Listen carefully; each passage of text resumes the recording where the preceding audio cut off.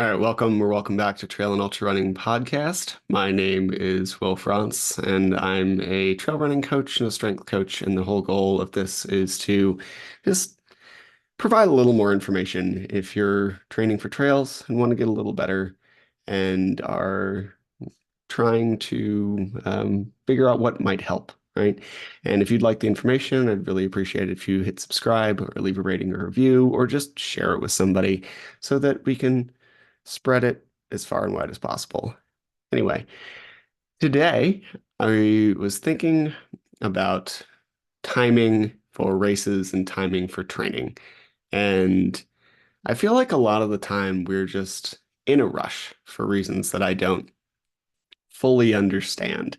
And when we think about training and timelines and where we want to be and where we want to go, it's like everybody always wants it to happen so quickly, and there's just a lack of patience for it. And I get that. I'm not necessarily an inherently patient human being, but I try to act with some patience on a regular basis because if not, things like injuries and whatnot tend to happen. And it just doesn't matter if it takes an extra couple months or a year, even a couple years, to really hit your trail goals. And I feel like I might ruffle some feathers here, but in some ways it just feels lazy, like we want the results without the work there. And it's not a criticism of character, or at the very least, it's not a criticism of anybody's individual character. If we're honest, we all want some of the results with less work. If I woke up tomorrow and I had a much higher minute per mile or mile per minute VO2 max, that would be lovely. But it's also not going to happen. And if I want to get faster, then I have to commit to a lot of cardiovascular training over a very long period of time because you are where you are. And if you wait a little longer, then the work will take you farther. And it's something about ultras really attracts this like rush vibe to some degree. And I don't know fully what it is. Could be we line up on the same courses with professionals because that's really rare. Um, it's rare to do that and it's rare to see that. Like when you're with a professional ultra runner, like and you know who they are, they don't necessarily look um exceptional in the way that like when you are standing a runner in general, when you're standing next to an NBA athlete, like you're standing next to an alien. When you watch a football player move or whatever, like they're huge, they're gigantic, they run 4 meters per second and they bench press 500 pounds. Like that's a very weird human. A lot of the time in the running world, it doesn't look they can't you can't pick a professional runner necessarily out of a crowd unless you know their face. So there could be something there. Could be the small community of trail running that leads to this. Could be David Goggins's book, if I'm gonna be honest. Like everybody knows the story of him going in on minimal training and ended up with duct taped feet and rhabdo and finish a 100 miler in far less time than most of us would deem appropriate. But we also overlooked that he was a SEAL before that. It's not like he just never ran before. So it's really not a story of 0 to 100 miles or whatever, although that's often how we take it. It could also be the knowledge that most ultras are really very finishable. Like this is something Coop points out in his book. But if we look at a lot of 100 milers with their 32 minute or 32 hour finishing time or whatever, it's right around like 19 and 20, 19, 20 minute per mile pace. And I mean, it's like 19 minutes per mile. And some have an even longer time scale that would allow you to finish. And at that point, it's not necessarily fitness, it's more of a lack of sleep, durability, and relentlessness. So it might just be that we kind of do the math and we know that, or we feel like, well, I've walked 3 minutes a mile for however long and never been tired, so I can probably do this for a long time. But with all of that, it's worth recognizing that ultras are a lot on your body. 100 miles is far, in spite of what Carl Meltzer says. It is difficult to train for these in a way that is probably going to make help you cross a finish line happy. And moving for 100 miles straight is just a lot to ask of your body and your feet and your torso and whatever. And yet we often treat it really flippantly. This isn't as common in other sports, even in like a lot of rec sports. Like if we look at, I coach a lot of people who play a lot of different sports or activities or whatever you want to call them at the tennis club, and I do their strengths work for them. And I've never had one of my golfers say something like, you know, I just, I think I can make it on the tour next year.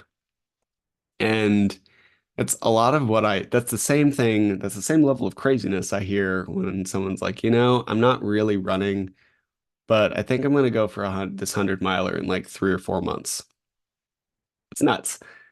And it's not even necessarily running as a whole. It really does seem to be like a trail and ultra thing more so. Like I know a lot of road runners who put in a full year's work to drop a couple minutes off a marathon time. And yet in the trail world, it's not an uncommon thing for me to get a message why someone would want to take more than a few months to build to a 100 miler. And there's a lot of people out there pushing a message of responsibility. So it's not like this is completely, it's not like it's an insane thing I'm saying here. It's fairly accepted, but it's more prevalent than we may want to admit or than it should be that we just push this goal really, really quickly. And in order to get to any of these big goals, like you're just going to have to create a lot of change in fitness, maybe a lot of change in mental state, kind of depends where you are. And that the change, we should recognize that the change is going to be hard. And we all know that. But I think in the middle of it, we can forget what hard means. And hard means different things for different people. Like, yes, hard is going to be that last lap of intervals when it sucks. But hard is also going to be like remembering to eat food after your run. It is also going to be putting down the phone and getting in bed earlier. It is also going to be sitting down for a few minutes and actually making a hydration plan rather than just winging it as you decide to run across the desert. Hard could be doing the mobility and stretching stuff that we're all really bad at. But success requires change, and change is hard. And for a lot of people, I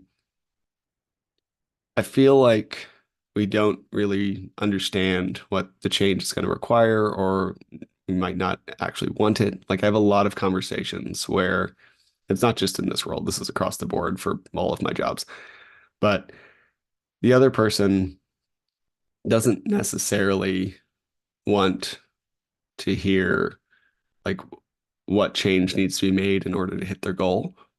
What they want to hear is, oh, what you're doing is great. You're just missing this one piece of magic that will like fix everything. And that is so rare. We might as well just not assume that's going to be the case, right? Like you're not going to see, we're usually not seeing the results we want because we're not doing the stuff we need to do to get them. And it turns out that the right stuff can often be tedious and time consuming. So if we give ourselves a longer timeline, then we can provide a much greater chance of success because we have a lot more time to do that tedious and time consuming work.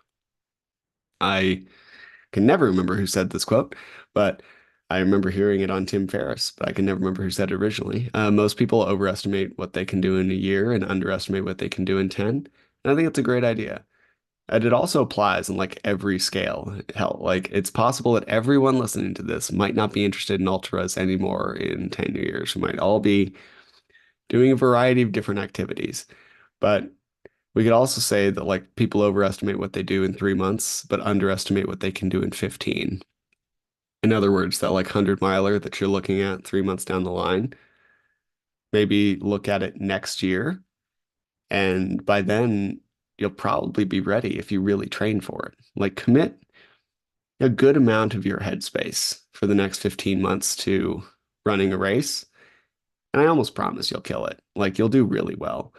And you'll be shocked with how well you do if you actually follow through and dedicating a good amount of your mental and physical focus to something for 15 months. Like I coached a guy at the gym. And he worked with me for a while. Now he still comes in and we chat training all the time because he's fun to talk to because he actually cares about it. And when we started, we had this like long approach chat where he wanted to make some changes. And I was like, look, man, you've never been in a gym, so it's going to take a while. And like his squat was terrible, couldn't deadlift. Um, Benching caused nothing but pain in his shoulder. He had shoulder issues. Like he's a climber, he's a strong dude, but he'd like never done gym things. And it took probably like 3 or 4, maybe even 5 months to really like find all of the patterns for all that stuff in a way that feels well. Now it's been probably about 15 months and he squats, deadlifts, bench presses well over his body weight on all of those big lifts, moves really well, is really strong, no more pain, climbing really well. Like it's just been a little over a year. And the first many months were incredibly slow. But he took the long approach and dedicated that time early to like really building good stuff. And it just led to this like exponential arc of progress. And I think that's really common, where if we just take this long approach, it allows us to set this foundation that allows us to see these, like, get the flywheel going and see this exponential arc down the line. And for the record, if you're happy where you are, then that's also great.